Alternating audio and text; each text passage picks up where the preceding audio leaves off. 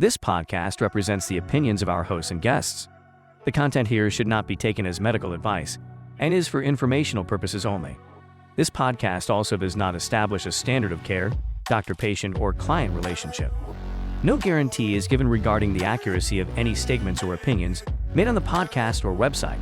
And because each person is so unique, all listeners are encouraged to connect with counseling and medical professionals for assistance with their personal journey. All people, places, and scenarios mentioned in the podcast have been changed to protect the privacy of those involved. Welcome to We're Not Fine. I'm Dr. Talia Jackson. And I'm Doug Jensen. We thank you for listening every week to our deep and thought-provoking conversations about relationships. Hello, everybody. You guys, we're together in the same room. And I'm wearing sunglasses because... He's hungover. Don't let him tell you otherwise. That is not true. I don't think. However... this has been a grueling experience with our AB, which I now understand stands for audiovisual, and I'm exhausted. So I'm just thinking I'm going to put my sunglasses on just for a second to adjust to the new lights. Which is me, because I'm a sunshine. And it's annoying him because, I always lean in and I get so close, and I'm, in his screen now. Okay. We have, a lot of different... So I don't know if anybody remembers this. We tried to be in the same room when we first started this podcast. Mm-hmm. And now even I don't even look like I'm looking at the camera. So bear with us for those of you who are viewing this on the YouTube, not the Me Tube, but the YouTube. We're going to figure this out. But for now, we're just going to get through this episode and we're going to keep learning. I think you're looking right at me, Talia. I know. It feels weird. I'm looking at you and you're looking at the camera. Who are you even talking to? You should be looking at me. I'm looking at you in the studio camera. And when we got the cameras all set up, they were really too far away, and it was full body, which neither one of us really needed. Yeah, all of that, because I have terrible posture. There was all sorts of stuff happening that we didn't need to see. And Doug, the only way he could get comfortable was with our fake peonies in his lap. But that was also really, really funny. We're pulling it together, you guys. Basically, you are getting to be a part of this aviation experience where we are flying a plane while we are putting the wings on. And the jets, and I don't know where to look. Yeah, I'm not sure where to look either. But you know what? It's so much more fun with you in the room. Okay. You're supposed to say, I'm having so much fun too. I feel the same way, Talia. I'm so excited to be in the same room with you. Now we actually do have to kind of match because we're so close to each other. But I wanted to tell you my funny story. Tell me about the funny story. I want to hear about your shirt. It's got rips in it. It does. So we went to London a couple of months back, which was really quite an amazing experience. Yeah. But the only thing I bought, because we overpacked, I had way too much stuff. The only thing I bought was this and one other shirt. We went to the Camden Market. If you've never been there, it is just this amazing outdoor market. They were playing Morrissey, The Cure. It was just 90s London punk. I was in heaven. So the only shop that I was in love with was called Ethnopunk. And I walked in there, middle-aged, suburban mom. And the coolness factor of this entire place went down by 90%. And there were just half of your head was shaved, but this part was turquoise. I don't know what they're called, the big holes in your earlobes. Gauges. Mm-hmm. There was so much piercing, so much tattoos. These guys were clearly way cooler than me. And I came in with my husband and my teenage boys, and they were oh God, what is she going to buy? And so I bought this and another shirt. Oh, it's really cute. I love it. And they, you know what? They were really nice. They weren't as judgy as I thought they were going to be. I think we assume all kinds of things about people's appearances that are not true. So what would this say about me and my appearance? I think it would say that you're a little risque, that you are going back in your days to First Avenue and being a club kid. That's right, which I didn't even, first of all, this was all news to me as well. We've had a few blasts from the past. The episode that probably now has like aired a couple of weeks ago was my prom date, right? I know, Eric. Eric. Yep. And so he was a really nice guy. There was nothing romantic, in case anyone was wondering. We were just totally platonic friends. I don't know that you remember much about those days. That's real. It was real. And then this amazing guy who is another high school buddy, Josh, has been helping us a ton. We got to pick his brain. Yep. He's the director of like a local, I don't know, creative strategies, marketing. Super cool. He's been showing us around our own city. Like, we have the cutest I do actually city. know where he took us yesterday, but... No, it only came into existence Okay, that's true, 2 Talia. days ago. We'll let your reality be the reality. But yeah, so clearly everyone remembers me in high school as this like grungy club kid. And so No. when you ask what I think of that t-shirt with the tears and rips in it, that is what I think about. I think that's exactly right. I think that's I'm a middle-aged club kid. You're a middle-aged club kid, and you're going to start wearing gauges and expanding those holes in your ears and maybe some nose piercing. I have a nose piercing. Oh. Actually, I forgot about that. I forget that I have that. Oh, it's so tiny. And I got it when I was 19 at some like traveling carnival. It was like some like potato and pin situation. I had an earring at one point, and then I took it out, and I'm not sure why. It just wasn't my thing. I like tattoos, though, as people know. So how are you managing to look into the camera when I'm literally right here? I feel like I'm having a conversation with you and you're looking at someone else. all I think of is where is Waldo and where's Talia? That is, I'm not, I know you're like 6 inches from me. There you are.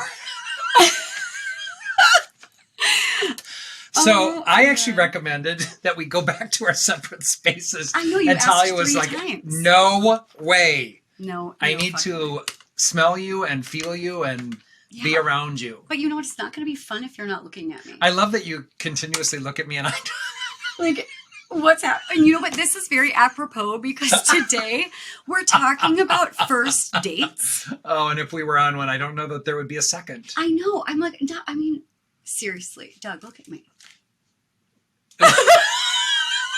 Did you get uncomfortable when I did that? Yes. For those of you who are just listening, we did look at each other. We're like maybe 12 inches from each other. Wait, do you guys know that we're on YouTube? They might. I think people know we're on YouTube. We also learned something yesterday from my buddy Josh. There's something that we're not doing. It's called CTA. That wasn't Josh. That was Allie. A call to action? That was Allie talked about that. Yep. You guys, we have the best budding team. It's like the best. We'reNotFine.com has our current editor, who is an amazing, amazing person who does all of our work, Alex. We love him so much. We are adding to our podcast family and team, and we anticipate Allie will be our new social media person. But she looked just briefly and noticed that we were talking about there were no descriptions on some of our podcast episodes. So those are called show notes, I think. We're going to figure all that out. Okay. Yeah, we're like building the plane while we're soaring, but it's also kind of fun. It is. And we were also made very aware that we've done very little marketing. So we're so grateful for the thousands of people who have viewed our podcast. It's pretty amazing. It is. It's really fun. And we're just beginning. But the call to action. So clearly we have not been doing any calls to action. But if you haven't watched us on YouTube, apparently not only can you watch us, but you can also like and subscribe. If you go on just Spotify or Apple, you also follow, subscribe, do all the things. You guys probably know more about this than we do. And our social media profiles. If you go to Dr. Talia Jackson or Douglas-Jensen with an E-N, you'll find us. Follow us. We post, well, right now we've only been like posting these cute little clips and reels once a week. Yeah. But we are going to try new things. Like we've got some things up our sleeve. It's up my sleeve. These people who are like in the know about social media or like how podcast marketing goes and branding, It has been enlightening, to say the least. And because we are therapists in our full-time jobs, we just don't kind of think that way. And I am not very, like, we met with these people about my buddy Jeff and his friend John, and our friend Darren was here to kind of support us in this process this morning.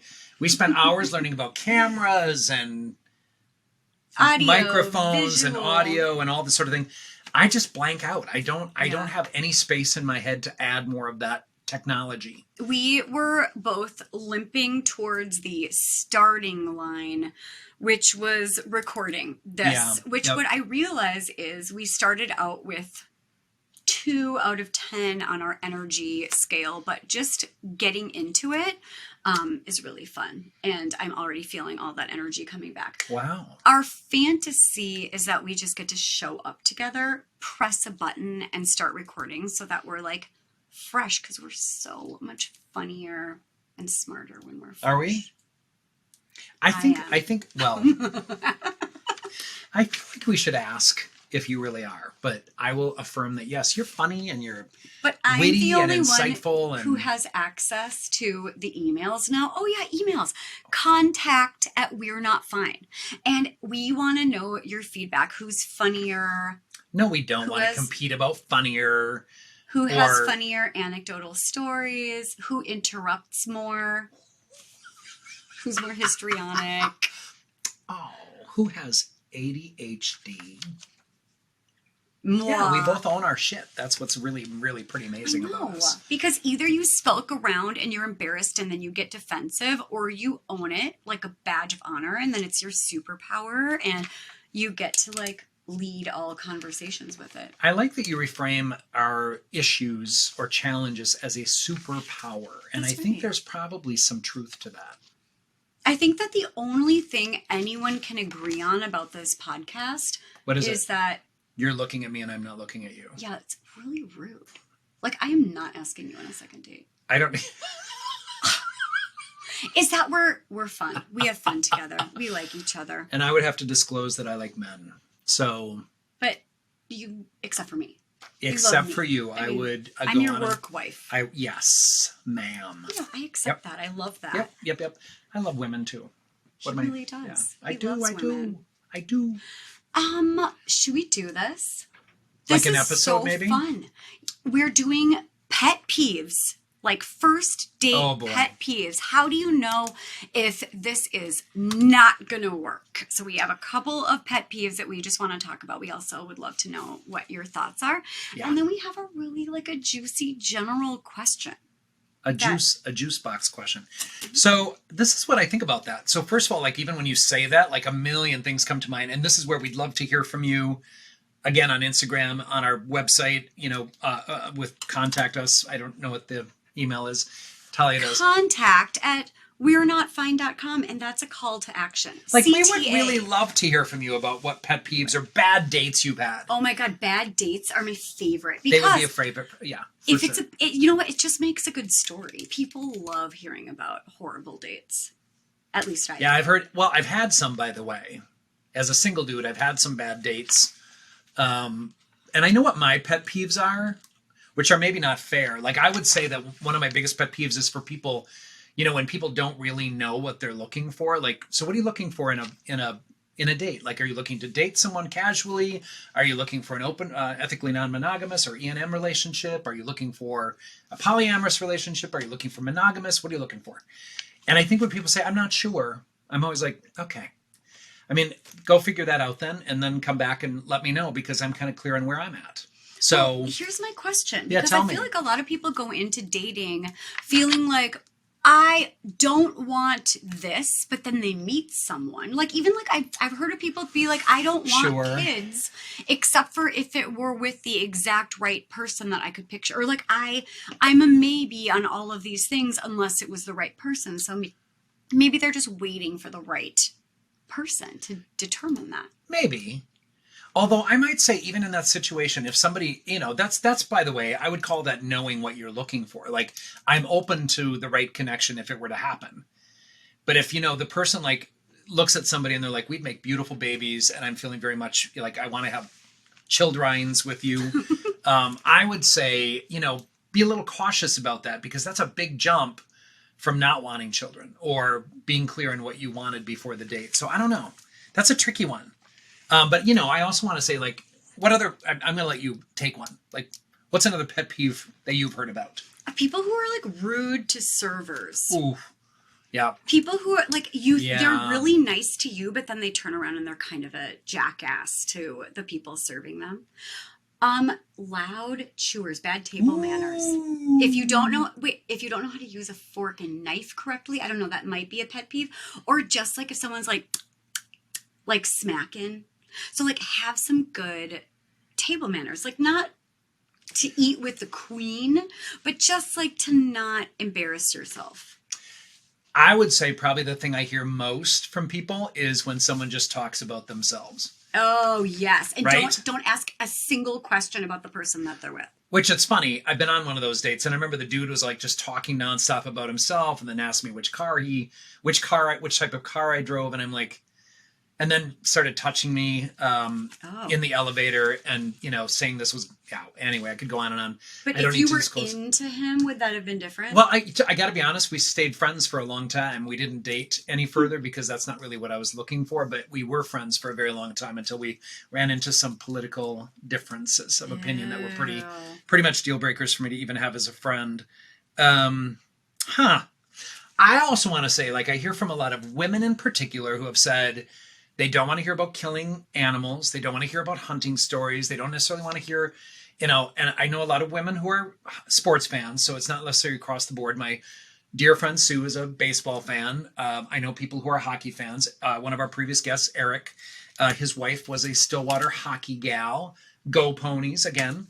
But I would say, so there's a lot of people into a lot of different sports, but talking too much about sports, talking too much about hunting and killing animals, there are some people who don't find that very appetizing, particularly in an eating experience. If somebody is really into those things, I think they should 1,000% talk about them. But here is the key to unlock the dating universe. Are you ready? I am ready. Read the room. So like if you start a conversation about hunting. Yeah.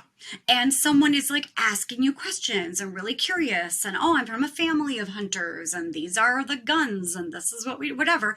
There's someone who might be a little more interested. But if you see someone's eyes glaze over, that's your cue to just be like, okay, we don't have this in common. That does not mean that we're not a good match. It might mean that she is not going to, or he or whomever is the hunter and isn't, that it's not compatible.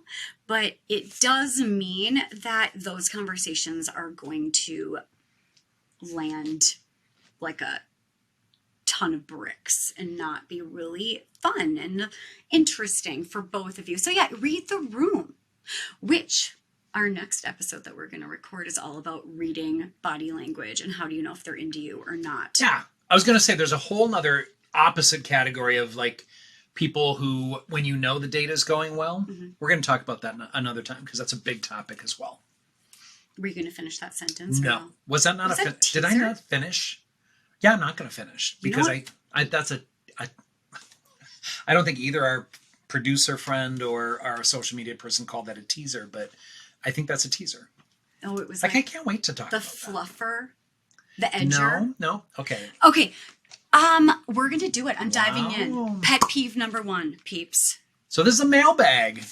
It's a mailbag. Yeah. Which we love. We just can't. Can you say mailbag again? Mailbag. You say biag. You called my voice shrill. I almost punched you in the face. You're so lucky not to have been punched in the face. I can't believe you are bringing this up.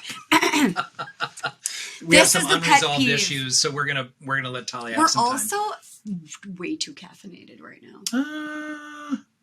I feel good. My date showed up 30 minutes late without a reason or an apology, and so I said, this isn't going to work out, and I just turned around and left.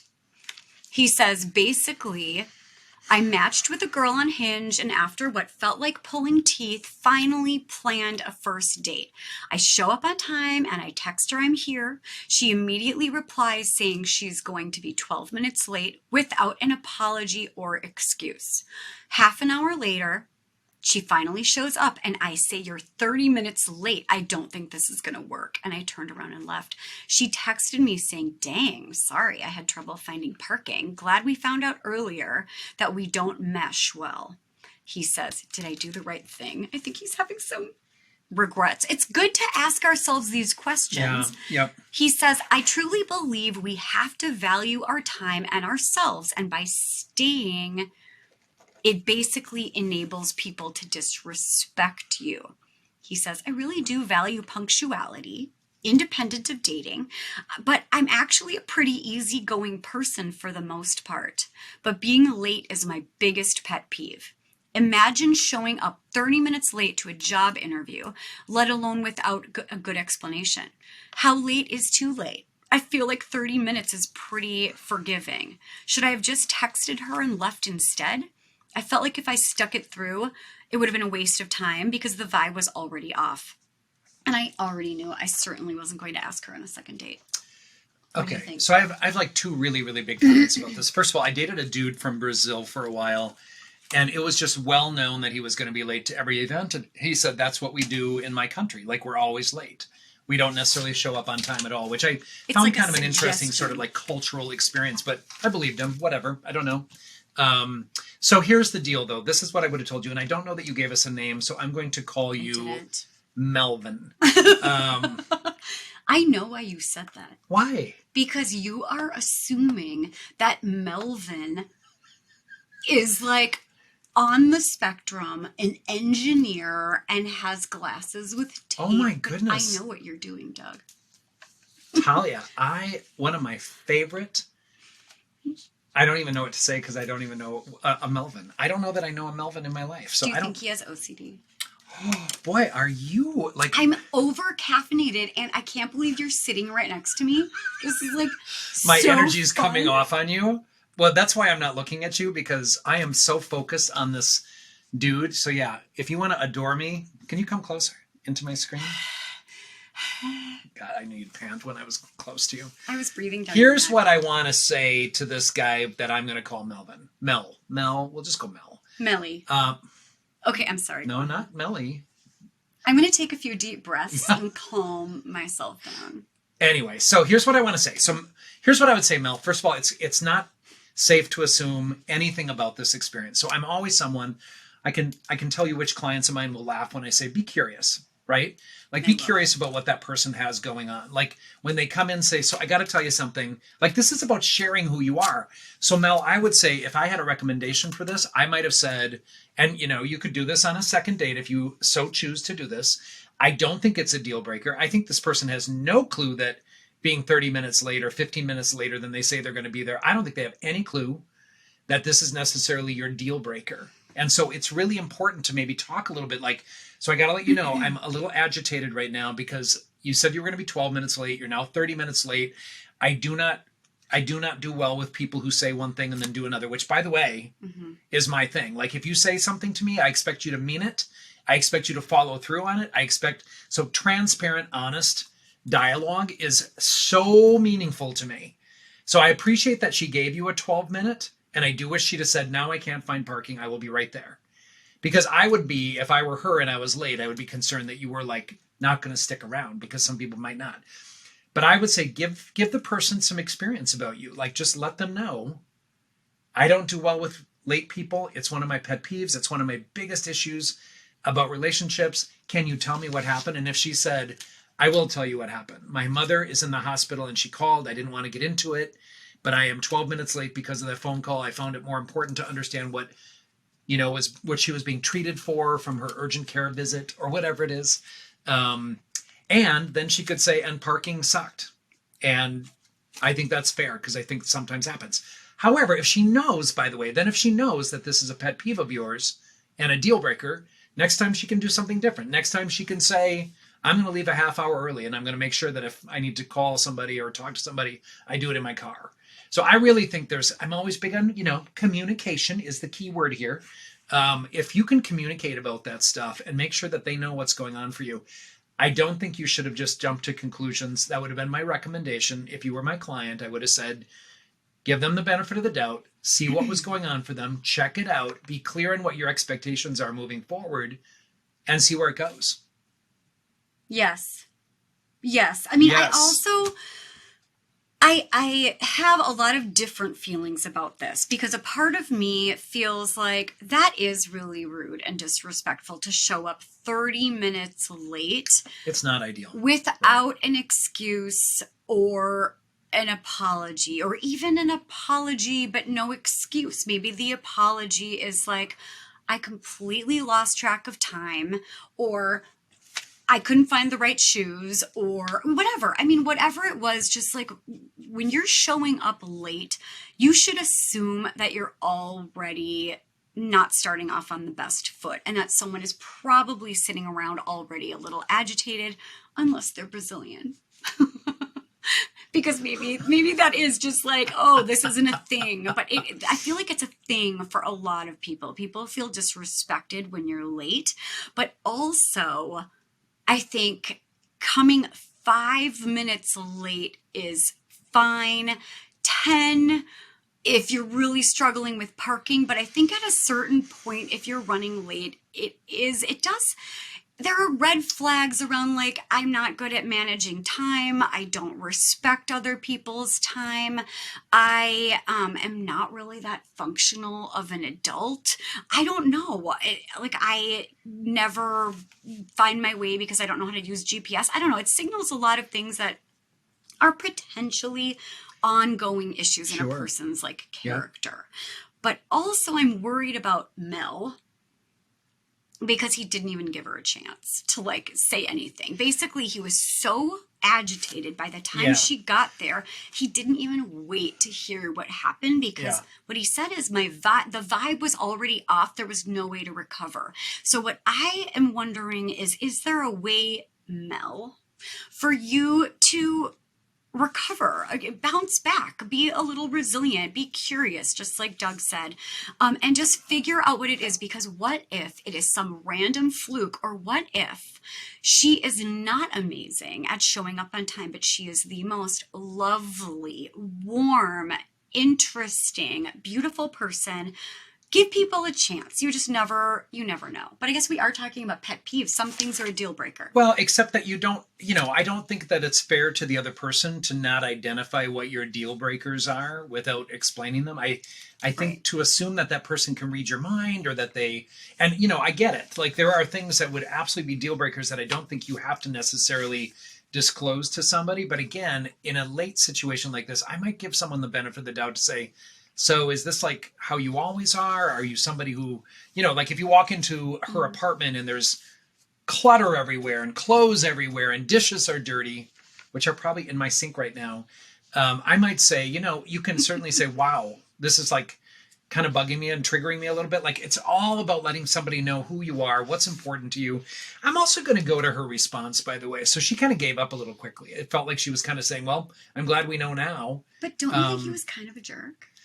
Well, I mean, he wasn't like, I don't think this is going to work. He's like, see ya. And she was like, geez. Yeah, I don't know. If I was a half hour late for a date and I had let somebody know I'm running late, and then I probably would have said, now I can't find parking. I will be there as quickly as I can. And you would have probably said, I'm so sorry. I would have said, I'm sorry annoying for the inconvenience. I'm sorry I'll buy you a drink or whatever it is. Right. Or I'll buy dinner. I don't know. So whatever. Maybe it would have been that easy. I think it would have been that easy. And so she kind of gave up too. And I think, but maybe it was how you approached it. Like, we're not going to have a second date because you're late. That does feel a little rigid to me.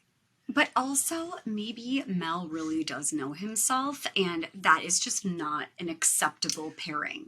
But here's the problem. If she came and said, my pet peeve is somebody who gives no allowance to people for being human, obviously that's not going to work so much, but you would need to know that, Mel, from her. So I'm really just big on, like, nobody can know who we are unless you want to do it ahead of time. Like, maybe this is your learning experience, Mel, to be able to tell your next date, so just FYI, I'm going to be upfront about this. Being late is a really huge pet peeve of mine. Can you please be on time? That might have been something that you learned from this. I wouldn't have gone out with a guy who said that. That would be like dead in the water. I probably wouldn't either, because I would immediately sniff out Rigidity? rigidity. However, if I was going on a date with a surgeon, I want them to have some OCD, right? So I want them to be like detail oriented. My surgeon is so good, actually. My real surgeon who did both of my shoulders. Okay, but that's different than dating one. Like I tell people all the time, like these are your, your gifts and your skills that make, that's why they pay you the big bucks. Sure. But that is not useful or helpful in a relationship. Okay. Mel, I don't know. I mean, what do you think? I can handle some OCD. I can handle a whole bunch of things, actually. Well, I can handle OCD if they're keeping our house really clean, but not if they're criticizing my loosey-goosey way of being in the world. That would not be a good fit. Which, darling, you have some loosey-goosey to you. Right. So I have to, and poor Rob. Poor Rob. But you know what? I don't enjoy people thinking that that's a flaw. I was just going to say, Talia, you're a beautiful person and you're a lovely person and you know your stuff and you know what works and doesn't work. I enjoy And you accept that you have a shrill voice and you have, oh, I'm sorry. I have the voice of a songbird on a summer's day. I love you, Talia. I believe that I meant, you. What did you say? I said I love you. I love you too. I said it literally right in your ear. I love you. Can you get closer? What do we want to tell Mel? Because I want to tell Mel that if you have any, this is the other piece that I want to say. If there was some interaction with this person that you were going on a date with where you did have some spark, you had some chemistry, you had a sense of I think we're a good fit in many ways. I might say, you know what? I think I might have overreacted. Are you open to going on a date? Now, I should have let you know ahead of time that, if you're going to be 12 minutes late, I'm done. Or a half hour late, I'm done. But who I wants just to can't do date that guy? Seriously. Well, I don't know. Okay, but that's not the advice that we're giving to you, Mel. But I'm going to tell you guys something. If I went on a date with someone and they said they supported any political candidate who wasn't supportive of just basic human rights, which is the easiest of situations from where I sit. I just think there's nothing to it. We should all be treating other people as we'd like to be treated. And anyone who doesn't do that is not going to be in my life as a friend or a date. Yeah, but you would probably figure that out before you got to that first date. I don't know, but go ahead. Well, the advice that I might give both of them, if you're listening, is, Mel, maybe think about the rigidity and think about, if you had a little bit of confidence in your own ability to bounce back, give the person a chance, give them the benefit of the doubt, see if it's a good fit otherwise. And if that is something that might be able to be adjusted. Yeah. Also, we can't ever expect someone to change. We can't date them and hope that they're going to be a different person for us. But if they had no idea that something was that important to you, they very well might at least try. But also, for those of you that tend to be running 15 to 30 minutes late, you might want to consider the fact that some people, really, it's pretty common for people to feel like every minute that goes by, they're feeling disrespected and that you are not managing time well, you don't value their time. That's real. I agree. I mean, there is a big part of this, and I'm not even willing to say that you're necessarily, Mel, rigid. I don't know. I think there's so many different qualities that people are looking for, especially when you go on a date. I'm very clear. I gotta like how you look. I gotta like how you smell. I gotta like how you feel. I gotta like the vibe between us. There's got to be this organic experience, and my expectations are probably not very realistic at this point in my life. That a lot of people will meet those. I've gone on a lot of dates. When I was single about, I don't know, maybe 20 years ago, I went on 20, 30 dates in 1 year. And I was really, really quickly kind of learning, all right, so here's what I like, here's what I don't like. And that was just my own process of getting to know who I was. But this kind of I don't know what this late thing is for you. And if there's some underlying, I don't know, your mom or dad was late for pickup at daycare and you ended up feeling very scared and alone. I don't know what the origins of this are for you. You are such a therapist, but that is of course, what I was thinking as well. I mean, right. What is the origin of this? A disrespect trigger is also maybe it's just if I feel disrespected, which also not sure I want to date that guy, but I want to wish him the best of luck. And yeah, maybe just think about, like, is there some bounce back that can happen there, and maybe give someone a chance, even if it isn't the best fit. You would still learn a lot from each date. I think that's very true. I also will say, Mel, that I agree too with the piece about, like, I'm not so sure if I were her, I'm not sure I'd give you a second chance, because you just like cut me off at the knees and didn't even ask for an explanation or any sort of like communication and discussion about it toward a compromise, right? And by the way, I'm not going to be someone who's always on time. I live 30 miles east of the Twin Cities.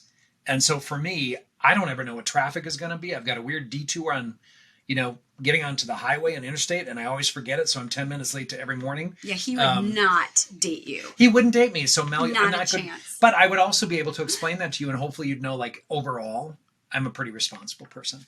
So I say, in the future, I don't know that you need to jump to the deal breaker.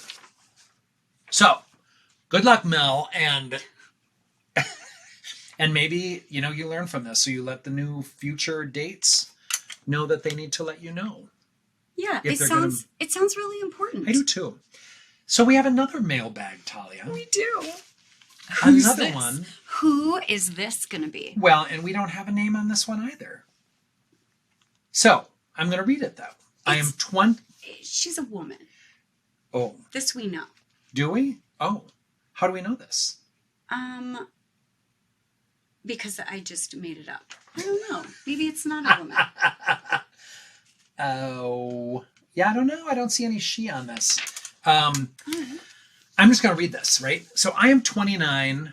Actually, I'm going to say, let's call this person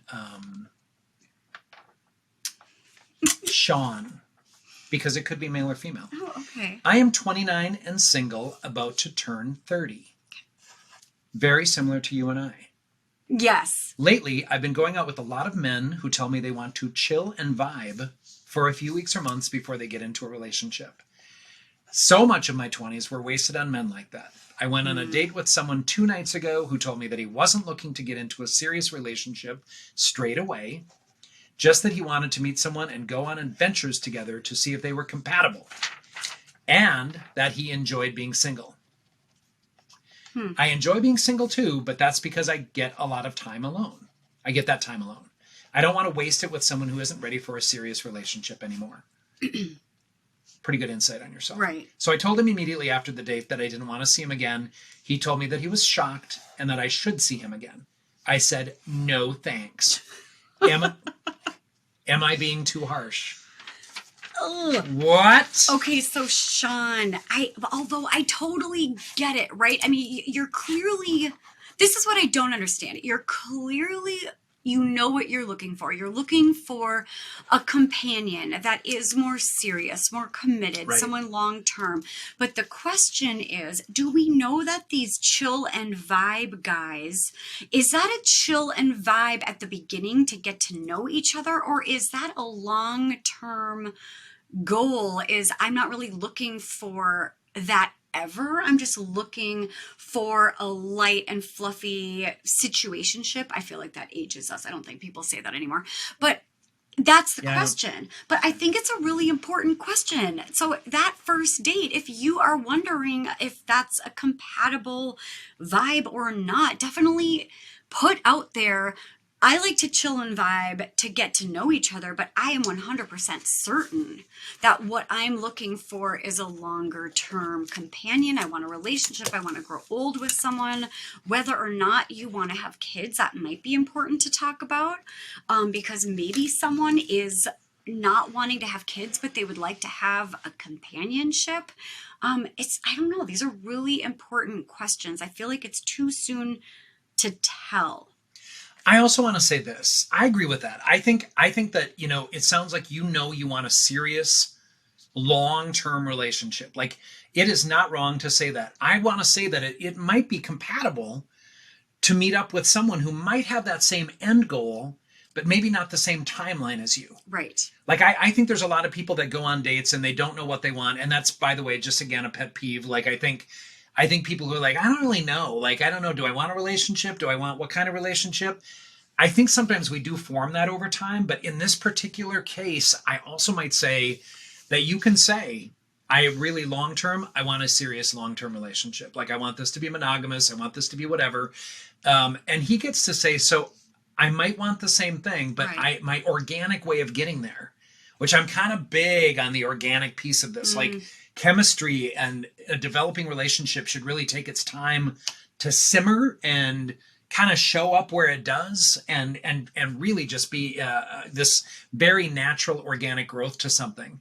There doesn't have to be this weird sort of like, no, I don't want to say weird. There doesn't have to be this clear outcome necessarily, because the truth is, even if he said, I want a serious long-term relationship as well, you two might find in 6 months that you're not compatible about something, or that the relationship is not growing in that direction. So you both might be at the same place, but he just talks about it differently. Right. It might be semantics. It might be a way. Be. And also what I wonder is if a lot of people say that they don't want anything serious, is it because they haven't met the right person? Is it because maybe there's some fear around intimacy? Is it because they're in a place in their lives where they just really want to keep all options open? Yeah. But is there a generation of, I don't know, is it mostly men, or is there a generation of people that are like, I don't even understand why people even get married or have one partner, or like, I just want to be open forever and just see how that goes. I seriously think, Talia, what we need to do at some point is get a little bit of the younger crowd on from Gen Z in particular, but also millennials. I think there's a lot of millennials who feel like we kind of ruined it for them. Like our generation. And I admit, I came out later after my marriage to a woman. And so I left that marriage. I think both of my kids, of course, have an experience of being from a divorce, even though my ex-wife and I are dear friends and we support each other and we've traveled together with our kids, etc. And we work together on behalf of them. The truth of the matter is, we are divorced. And I think that is a hard thing for people. And it involved other people coming in and coming out and living in different houses or living sometimes in the same house. I mean, we did a lot of different things to make this work. Not all of them were great for my kids. So I want to say that, when you set out for this sort of experience, it doesn't always turn out the way that you want, but you have to do the best you can to communicate as openly and honestly as you can each step of the way. I also want to say that his comment about I like being single. I will tell you at this point in my life, I totally resonate with that.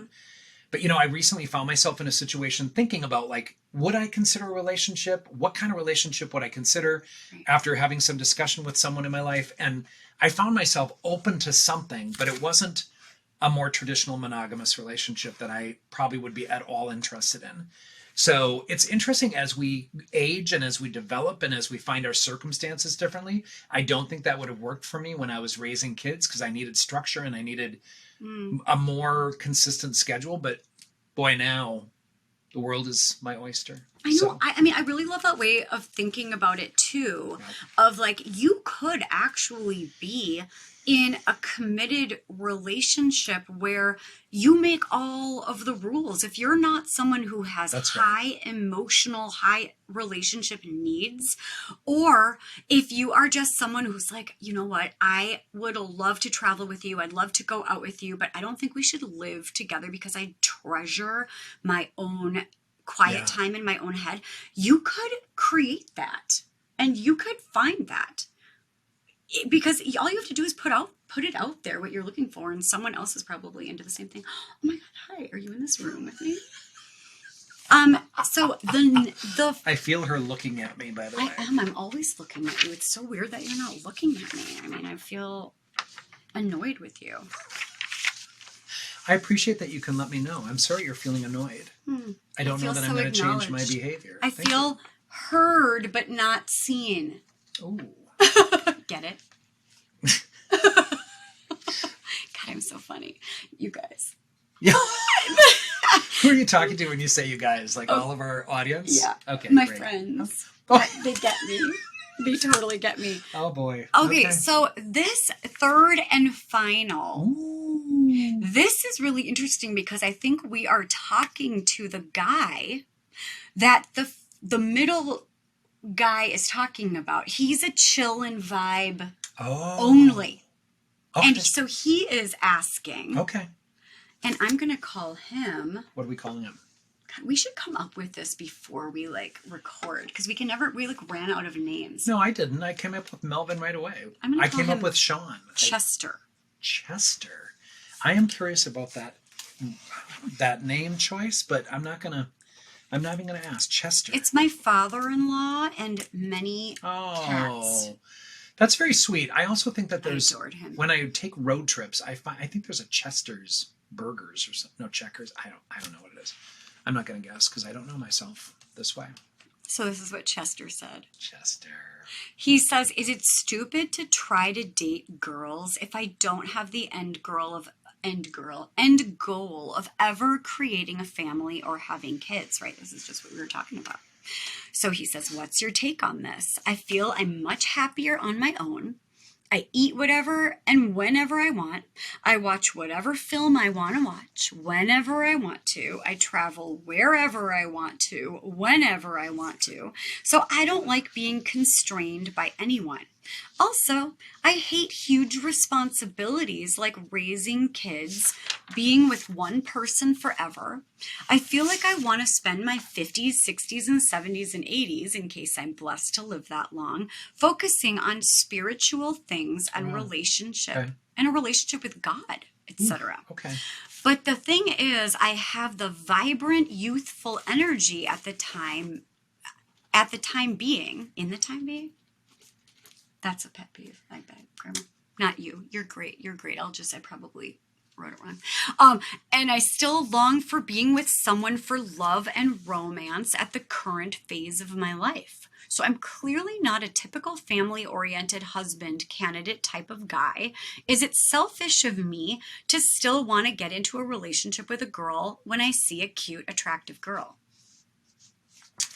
Chester, it kind of goes along with everything we've said. The goal is to be as self-aware of yourself and be able to communicate that directly and openly at the onset of any sort of dating experience. You don't want to be misinterpreting yourself. You don't want to miscommunicate. You don't want to misrepresent is the word I'm really looking for there. You don't want to misrepresent yourself. So Chester, I would say by all means, you get to date. By all means, there are casual daters. Again, one of the things I'm just so loving, I know people, really despise apps in so many ways, but one of the things I love about the apps we have available to us who are, in this single part of our life or even a partnered part of our life is that we get to choose. We get to choose how we live and what lifestyle we want. And so, Chester, I applaud you for being aware. I want to focus on my own spiritual growth. I want to be able to eat and eat when and what and anything else that, that I want. I find myself in the same boat. I want to be able to travel to my kids in LA and Chicago where they live, free of having to navigate that or negotiate that. I want to design my home the way I want to design it. The person who's helping us with our cameras and lighting is my buddy Jeff, who's also my contractor and does all of my housework. The work on my house. So I would say, I love that you know yourself, but that doesn't preclude you from dating. Dates can be fun. Dates can be, for some people, just a really good time, and they don't want to necessarily take it into any serious place. But dating can be fun for some people who just really want a companion for a movie or a music festival or travel or whatever it is, dinner, out, whatever it is. And there's a lot of people who want casual sex in addition to that. So, Chester, I applaud you for knowing yourself. So no, it is not wrong of you. You are, as long as you're being honest about who you are and what you want and how you want to go about dating, I think you're doing the right thing. I think you've got it. And then that person gets to choose, by the way. I honestly would not go on a date with someone who said, I want a long-term, serious, monogamous relationship. It's not going to be where my head is at this point in the game. Maybe in 5 years, I don't know. Maybe I'll change my mind. But for now, that's not it. So I love, Chester, that you know yourself. And again, don't be afraid of telling people what you really look for. You may not have a lot of people interested in this more casual dating experience, but you'll find out there are women who want that same thing. So. Yeah, that's absolutely right. There's nothing wrong with this at all as long as you lead with it. If you lead with just want to put out there, and you might even want to do that, I don't know, before the first date, I feel like someone should know, because not only should you want to know how someone feels about that in case you want to just save everyone some time and not waste that first date if the other person's looking for, family and an immediate marriage or, whatever that is, but also giving them a chance to be like, I don't know if that's going to work for me. That might not be a good fit for me. Totally agree with Doug.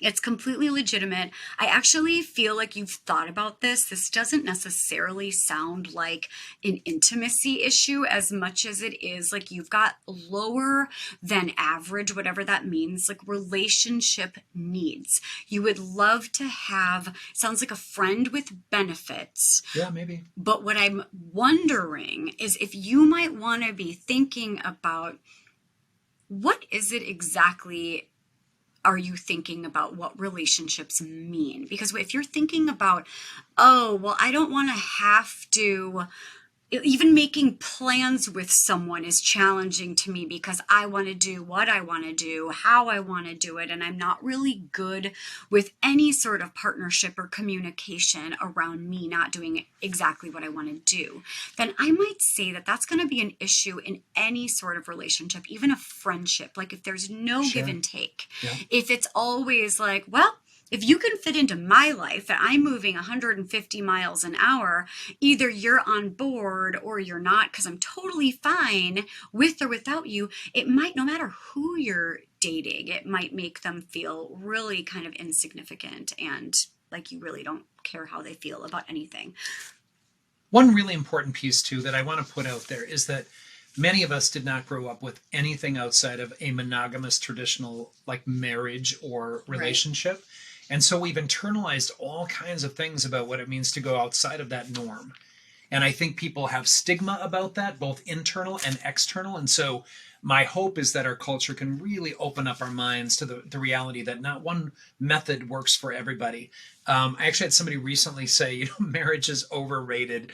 And I don't know that that's true because I think everybody has different ways of being in the world. And I think if you make a really good choice, you can have a great marriage with somebody. I'm a firm believer in marriage. I'm also a firm believer in doing whatever you want to do. Yes. As long as you're honest about what that is. I am absolutely 100% opposed to people lying about who they are, agreeing to things that they don't want to do. I don't think it's helpful to betray your trust that you have in whatever contract of a relationship you have. So I really think one of the things to overcome, and maybe it's something that you're dealing with, like, do I even deserve to date women, is how I'm going to, almost paraphrase your question.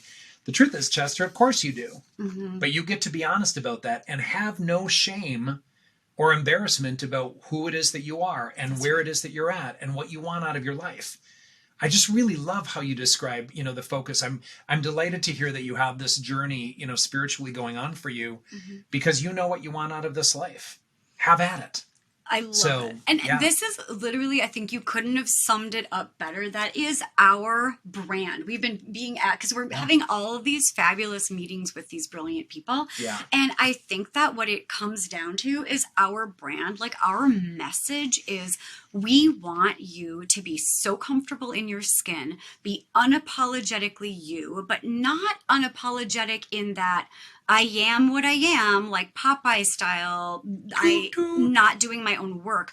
We want you to be doing your work. Yeah. We want you to be self-aware, but unapologetically in love with yourself so that you can just show up as you are and know I'm not a great fit for everyone, but I'm the perfect fit for a small handful of people who not only are they going to tolerate me, but they're going to celebrate me. Which doesn't mean that you're not going to have to negotiate things that are really important to your partner. But that's the goal, right? It's just like, show up like you are enough. Yeah. You are perfect just the way you are. And of course, there's always room for improvement. No, that's totally it. And, going back to the 4 C's that I developed, chemistry, communication, compromise, and commitment, no matter what it is that you need, I think all of those 4 will always apply. And once you get to that place of communicating openly and honestly about who you are, what you're looking for, where you're at in your life, and hopefully find that place of, finding somebody, if you want somebody, You don't have to need anybody, by the way. The other thing I want to say is it's okay to not be with somebody. We have this really internalized thing, like we all need people. Like I even, I was watching, one of the things I do, and I'm not sure why I do this, but I love the Hoarders show. And so I watch it. And I really just, I don't know, I'm just kind of fascinated with so many pieces of that sort of anxiety related disorder and behavior. But, there's always this thing like, clean your house so that you can have people come to it. And I want to scream at the TV, don't generalize that everybody wants someone in their house. We don't have to do it that way. We have such stigma and such pressure, I think, to be like with somebody or coupled or partnered. And a lot of us really appreciate our alone time. Okay. Not that I don't enjoy companionship, because I do. And I'm grateful to the people in my life. But I think that's one of the pieces that I scream at that show, like, please don't assume they want people over. Please don't assume they want a girlfriend or boyfriend or, person in their life intimately. I mean, what an important thing to also put out there is that, yes, we talk about relationships all the time. We do. We're all about relationships, but that doesn't just mean romantic. It's like relationships with anyone in your life. But if you are doing your work and you're working on being a healthy person, it like breaks my heart to think that people are so stigmatized. When I also, like, if someone's going through a divorce, everyone's like, oh my God, I'm so sorry. And you have no idea that it's not the best thing that's ever happened to them in their lives, and they're finally free. Yeah. Or if you're single, people don't want to like go out to weddings or some sort of family gatherings because and it's usually like our generation and above, that's like, oh, you haven't met anyone yet. And that's like, but the younger generation are so just like, live your life, do whatever you want. If you are happy single, we adore that. Like, we celebrate you. And the last piece I would say about, the whole kind of brand and purpose of this podcast, it's not just relationships with others. It's the relationship you have with yourself. Mm-hmm. One of the people we met with yesterday who might be, contributing to developing this podcast, given, where we're at this point, again, grateful for all of you who have supported us and given us amazing feedback as we move forward. I would say, one of the things that person said was that he's getting in touch with the emotional, his emotional self. And I remember just being struck by that comment. It was so incredibly significant and just really profound in terms of like his own development. Yeah. And I loved that conversation. I think we have to know ourselves the best way we can and listen to ourselves and make sure we're living our life in that honest way. Again, I will tell you, anybody who asks me what therapy is about, it's about living an honest life. No matter what that is for you, no matter what it is that, you're experiencing, as long as you're honest about it in this world, you are going to have a better life. That's right. And feel so free. And just to love yourself and put yourself out there as is and not shy away from interaction because you know who you are. It's like the best feeling. So Chester, good luck to you. Don't hesitate to date people, but be honest about where you're at. That's right. You guys, thank you so much. This was fabulous. It's so much fun. Tell me how much fun it was to sit next to me the whole time, Doug. I had so much fun, and I think I looked at you at least a couple times. We'll see you later, although I feel you breathing on us. So I need a breath mint for sure. See you all next time. We'll see you next week.